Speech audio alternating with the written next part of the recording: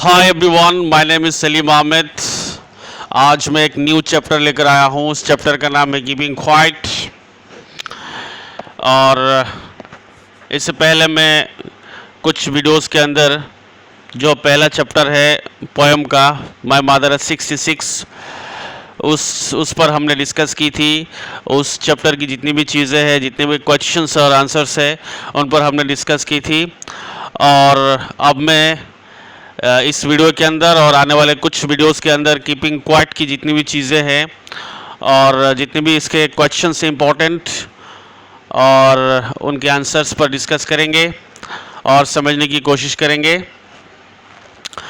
Video शुरू करने से पहले मैं एक छोटी सी अपील सभी व्यूवर्स से करना चाहता हूं कि जिन लोगों ने अब तक मेरे चैनल को सब्सक्राइब नहीं किया, उनसे मेरी गुजारिश है, रिक्वेस्ट है कि वो मेरे चैनल को सब्सक्राइब कर ले और बेल आइकन को दबा दे।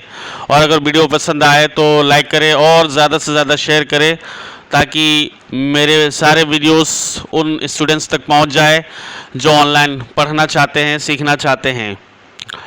अब मैं वीडियो शुरू करता हूं। इस चैप्टर का टाइटल है कीपिंग क्वाइट। इस कविता का टाइटल है कीपिंग क्वाइट।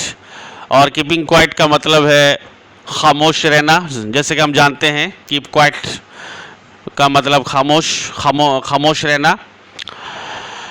कीपिंग क्वाइट, खामोश रहना, चुप रहना कविता का टाइटल है।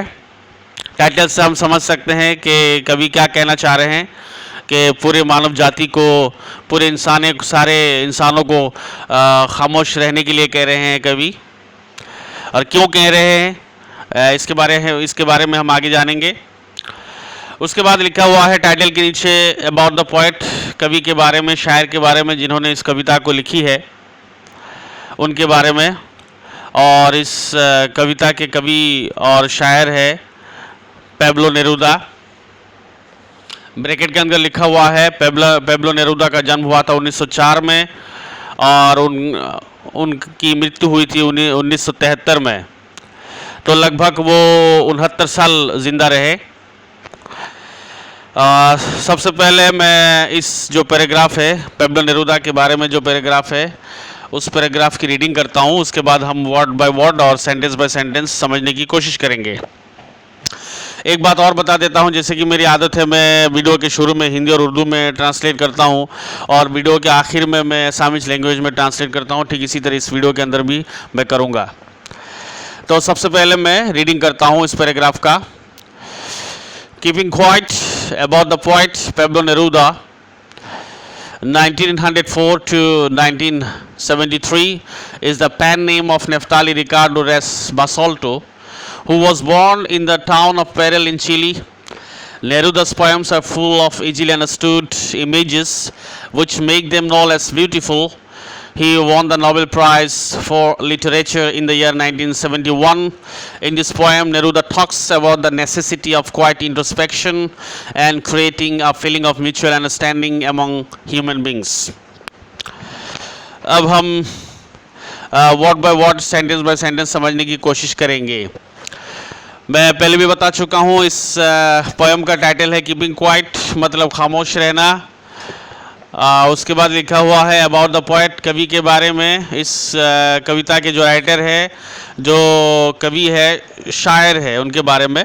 और शायर का नाम है पेब्लो नेरूदा। उनका जन्म हुआ था 1904 में और उनकी मृत्यु हुई थी 1973 में। तो लगभग वो 69 साल जिंदा रहे। उसके बाद लिखा हुआ है is the pen name of Neftali Ricardo Reyes Basoalto. तो उनका जो असली नाम है वो है नेफ्ताली रिकार्डो रेस बसाल्टो। बहुत इंपॉर्टेंट है, जो पेब्लो नेरूदा का असली नाम क्या था। एग्जाम में पूछे जाते हैं व्हाट वाज द एक्चुअल और real name of the poet Pablo Neruda. तो पेब्लो नेरूदा का असली नाम, असल नाम, एक्चुअल नाम जो है वो है नेफ्ताली रिकार्डो रेस बसाल्टो।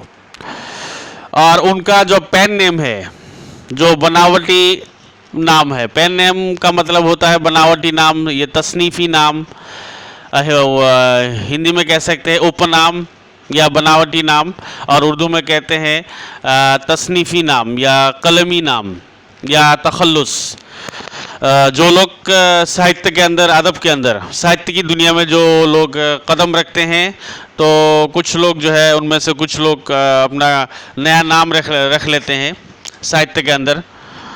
तो जो नया नाम वो रखते हैं उनको पेन नेम कहते हैं। हिंदी में पेन नेम का अर्थ होता है उपनाम, और उर्दू में कहते हैं तसनीफ़ी नाम या कलमी नाम या फिर तखल्लुस। Pablo Neruda is the pen name of Neftali Ricardo Reyes Basalto. Pablo Neruda ये पेन नेम है नेफ्ताली रिकार्डो रेस बसाल्टो का। तो हम समझ गए कि नेफ्ताली रिकार्डो रेस बसाल्टो ये पेब्लो नेरूदा का असली नाम है, असल नाम है, एक्चुअल नेम है। और पेन नेम जो उपनाम है या तसनीफ़ी नाम है या कलमी नाम है या तखल्लुस, वो उसका नाम है पाब्लो नेरूदा। उसके बाद लिखा हुआ है who was born in the town of Parral in Chile. Who was born जिनका जन्म हुआ था, हु वॉज बॉर्न जिनका जन्म हुआ था इन the town of parallel, parallel town में, पेरेल शहर में उनका जन्म हुआ था, पेरेल नाम के शहर में उनका जन्म हुआ था। और ये पेरेल शहर कहाँ है? इन चिली, चिली मुल्क में, चिली देश के अंदर। तो चिली देश के अंदर, मुल्क के अंदर पेरेल नाम के टाउन में, पेरेल नाम के शहर में उनका जिनका जन्म हुआ था। उसके बाद लिखा हुआ है नेरूदा's poems are full of easily understood images which make them no less beautiful। नेरूदा's poems, Neruda की जो कविताएं हैं, जो शेर शायरी है, आर फुल ऑफ इमेजेस, चित्रों से उनकी कविताएं भरी हुई है। नेरूदा की कविताएं चित्रों से भरी हुई है, तस्वीरों से भरी हुई है। आर फुल ऑफ इमेजेस, इमेजों से भरी हुई है, चित्रों से या तस्वीरों से भरी हुई है। कैसी तस्वीरें? इजीली अंडरस्टूड, जिन तस्वीरों को, जिन इमेजेस को हम आसानी से समझ सकते हैं। तो हम कह सकते हैं Neruda's poems are full of easily understood images. Neruda की कविताएं या शेर शायरी इमेजों से या तस्वीरों से भरी हुई है, जिनको हम आसानी से समझ सकते हैं, जिनको हम आसानी से समझते हैं, इजीली अंडरस्टूड। उसके बाद लिखा हुआ है which make them no less beautiful. और ये तस्वीरें, विच का मतलब यहाँ पे इमेजेस, और ये तस्वीरें मेक देम, देम का मतलब यहाँ पर पोएम्स, नेरूदा के poems, no less beautiful, no less, less का मतलब कम, ब्यूटीफुल खूबसूरत। और ये तस्वीरें नेरूदा की कविताओं को कम खूबसूरत नहीं बनाती। इसका अर्थ है, इसका अनुवाद है which make them no less beautiful. और ये तस्वीरें नेरूदा की कविताओं को कम खूबसूरत नहीं बनाती। मतलब इसका अर्थ है कि नेरूदा की वो तस्वीरें नेरूदा की कविताओं को बहुत ज़्यादा खूबसूरत बनाती है। Which make them no less beautiful, और ये तस्वीरें नेरूदा की कविताओं को बहुत ज़्यादा खूबसूरत बनाती है। यानी नेरूदा की कविताओं में जो तस्वीरें हैं, वो तस्वीरें नेरूदा की कविताओं को बहुत ज़्यादा खूबसूरत बनाती है। उसके बाद लिखा हुआ है he won the Nobel prize for literature in the year 1971। उन्होंने साल 1971 में साहित्य के लिए, अदब के लिए नोबेल प्राइज जीता था। ही वॉन, उन्होंने जीता था, उन्होंने जीता था द नोबेल प्राइज जीता था, नोबेल पुरस्कार जीता था। नोबेल पुरस्कार दुनिया का सबसे बड़ा पुरस्कार, सबसे बड़ा अवार्ड होता है। तो उन्होंने नोबेल प्राइज जीता था। कब? किसके लिए? फॉर लिटरेचर, लिटरेचर के लिए, साहित्य के लिए। हिंदी में साहित्य कहते हैं लिटरेचर को, और उर्दू में अदब कहते हैं। तो अदब के लिए, साहित्य के लिए उन्होंने नोबेल प्राइज जीता था। कब जीता था? इन द ईयर 1971, 1971 में, साल 1971 में उन्होंने लिटरेचर के लिए, साहित्य के लिए, अदब के लिए नोबेल प्राइज जीता था, नोबेल पुरस्कार जीता था। उसके बाद लिखा हुआ है इन दिस पोएम, इस कविता के अंदर जो कविता का जो मेन थीम है वो आ रहा है, जो मेन विषय है कविता का, थीम का मतलब विषय, कविता का जो मेन विषय है इस सेंटेंस के अंदर वर्णन किया गया है, बयान किया गया है। इन दिस पोएम, इस कविता के अंदर नेरूदा टॉक्स, नेरूदा बात करते हैं, नेरूदा टॉक्स, नेरूदा बात करते हैं। इस कविता के अंदर किस चीज़ के बारे में बात करते हैं? अबाउट द नेसेसिटी, ज़रूरत के बारे में बात करते हैं। About the necessity, necessity means ज़रूरत, ज़रूरत के बारे में बात करते हैं, कि चीज़ की ज़रूरत के बारे में बात करते हैं, of quite introspection. Quite introspection का मतलब, क्वाइट का मतलब हम जानते हैं शांत, प्रशांत, खामोश। इंट्रोस्पेक्शन, इंट्रोस्पेक्शन का मतलब हिंदी में आत्मचिंतन। आत्मचिंतन, खुद से चिंता करना, सोचना, दिल ही दिल में सोचना, चिंता करना। और उर्दू में कहते हैं तजिजिया, खुद तजिजिया, तजिजिया करना दिल ही दिल में। तो ऑफ क्वाइट इंट्रोस्पेक्शन, पुरसुकून, क्वाइट का मतलब यहाँ कर सकते हैं पुरसुकून। पुरसुकून आत्मचिंतन की जरूरत के बारे में इस कविता के अंदर कवि नेरूदा बात करते हैं। इन दिस पोएम, इस कविता के अंदर Neruda talks Neruda, Pablo Neruda बात करते हैं, चर्चा करते हैं किसके बारे में, अबाउट द नेसेसिटी, जरूरत के बारे में, ऑफ क्वाइट इंट्रोस्पेक्शन, पुरसुकून आत्मचिंतन के बारे में, पुरसुकून तजिजिया की जरूरत के बारे में, पुरसुकून आत्मचिंतन की ज़रूरत के बारे में, या पुरसुकून खुद तजिजिया की ज़रूरत के बारे में कवि पैब्लो नेरूदा इस कविता के अंदर बात करते हैं या चर्चा करते हैं। और किस चीज़ के बारे में चर्चा करते हैं, बात करते हैं, क्रिएटिंग अ फीलिंग, एक फीलिंग, एक एहसास क्रिएट करने के बारे में। क्रिएटिंग, क्रिएट मीन्स पैदा करना, और फीलिंग का मतलब एहसास। तो एक एहसास क्रिएट करने के बारे में नेरूदा बात करते हैं। किस चीज़ का एहसास, of mutual understanding. Mutual understanding का मतलब आपसी समझ, हिंदी में आपसी समझ का जो एहसास, एक एहसास है, उस एहसास को क्रिएट करने के बारे में, पैदा करने के बारे में बात करते हैं। तो म्यूचुअल अंडरस्टैंडिंग का मतलब हिंदी में आपसी समझ, एक दूसरे को समझना, आपसी समझ, एक दूसरे को समझना। और उर्दू में कहते हैं म्यूचुअल अंडरस्टैंडिंग को, उर्दू में कहते हैं बाहमी इफ़ाम व तफ़हीम। बाहमी इफ़ाम व तफ़हीम मतलब आपस में एक दूसरे को समझना। तो इस कविता के अंदर कवि पैब्लो नेरूदा पुरसुकून आत्मचिंतन की ज़रूरत के बारे में बात करते हैं, और आपसी समझ का एक एहसास पैदा करने के बारे में बात करते हैं। और ये आपसी समझ कहाँ पैदा करना है, अमॉन्ग ह्यूमन बींग्स, इंसानों के बीच में। ह्यूमन बींग्स का मतलब इंसान, मनुष्यों के बीच में। हिंदी में कहते हैं मनुष्य और उर्दू में कहते हैं इंसान। तो इंसानों के बीच में या मनुष्यों के बीच में आपसी समझ या बाहमी इफ़ाम व तफ़हीम का एक एहसास पैदा करने के बारे में, और पुरसुकून आत्मचिंतन या तजिजिया की ज़रूरत के बारे में पैब्लो नेरूदा इस कविता के अंदर बात करते हैं। तो इस कविता के अंदर दो चीज़ें हैं, जो इस कविता की जो थीम है, जो मूल विषय है, वो दो चीज़ें हैं इस सेंटेंस के अंदर बयान किए गए हैं, वर्णन किए गए हैं, वर्णन की गई है दो चीज़ें। वो दो चीज़ें हैं क्वाइट इंट्रोस्पेक्शन, एक है क्वाइट इंट्रोस्पेक्शन और एक है mutual understanding among human beings. तो पुरसुकून आत्मचिंतन और इंसानों के बीच में आपसी समझ, ये दो मतलब मेन विषय है इस कविता के। तो मैं उम्मीद करता हूँ आप लोगों को ये पैराग्राफ समझ में आ गया होगा, और अगर किसी को किसी तरह का डाउट है तो वो कमेंट कर सकते हैं। अब मैं, जैसा कि मैंने वादा किया था वीडियो के शुरू में, और मैं हर वीडियो के अंदर भी ऐसा करता हूं कि वीडियो के आखिर में एसामिस लैंग्वेज में मैं ट्रांसलेट करता हूं, एक्सप्लेन करता हूं। इसमें भी मैं ट्रांसलेट करूंगा और एक्सप्लेन करूंगा एसामिस लैंग्वेज में। মৰমৰ ছাত্ৰী ছাত্ৰীসকল, এতিয়া মই অসমীয়াত এই পেৰাগ্ৰাফটো অনুবাদ কৰিম আৰু বুজিবলৈ চেষ্টা কৰিম। কবিতাটোৰ টাইটেল হৈছে কিপিং কোৱাইট। কিপিং কোৱাইটৰ অৰ্থ হৈছে আমি জানো মনে মনে থকা। কিপিং কোৱাইট, মনে মনে থকা। তাৰপিছত লিখা আছে এবাউট দ্য পইণ্ট, কবিৰ বিষয়ে। এই কবিতাটিৰ যিজন কবি তেখেতৰ বিষয়ে এবাউট দ্য পইণ্ট।